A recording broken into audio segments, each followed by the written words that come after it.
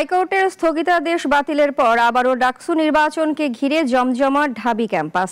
এর মধ্যেই ভোটারদের জন্য নতুন করে বুথ সংখ্যা বাড়ানোয় প্রার্থীরা পেয়েছেন বাড়তি সুযোগ। তবে প্রার্থীরা বলছেন কাটেনি সাইবার বুলিংয়ের বিপত্তি। বিস্তারিত জানাচ্ছেন মুনিয়া জুথি।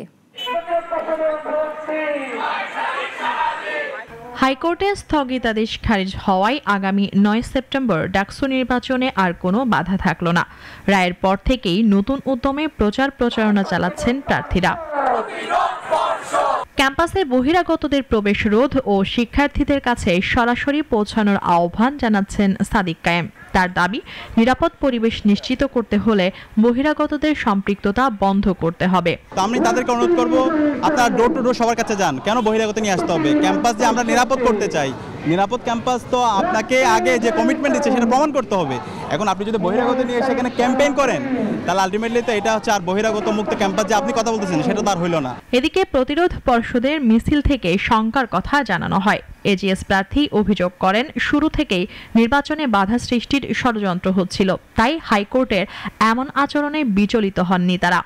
এই যে বিভিন্ন বৃহৎ রাজনৈতিক দল, বৃহৎ রাজনৈতিক স্বার্থ যাদের আছে, তারা ডাকসু নির্বাচন বন্ধের জন্য পায়তারা করবেই।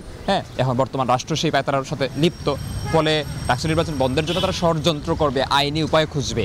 কিন্তু আমরা যারা অভ্যুত্থানের নেতৃত্ব দিয়েছি, অভ্যুত্থানের যে শিক্ষার্থী আছে, আমরা ঐক্যবদ্ধ ছিলাম একটা প্রশ্নে, যে ৯ সেপ্টেম্বর ডাকসু নির্বাচন হবে। সকালে ছাত্রদল সমর্থিত প্রার্থী বলেন, সাইবার বুলিং ও প্রোপাগান্ডা ঠেকাতে নির্বাচন কমিশনের ভূমিকা দুর্বল, নিরাপত্তা নিশ্চিতে ব্যর্থতার অভিযোগও তুলেছেন তারা।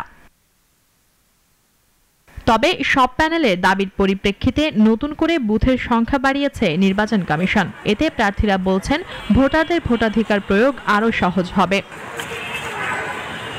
হাইকোর্টের রায় আর বুথ সংখ্যা বাড়ানোর সিদ্ধান্তে স্বস্তি পেলেও প্রার্থীদের নিরাপত্তা নিয়ে এখনও শঙ্কা কাটেনি।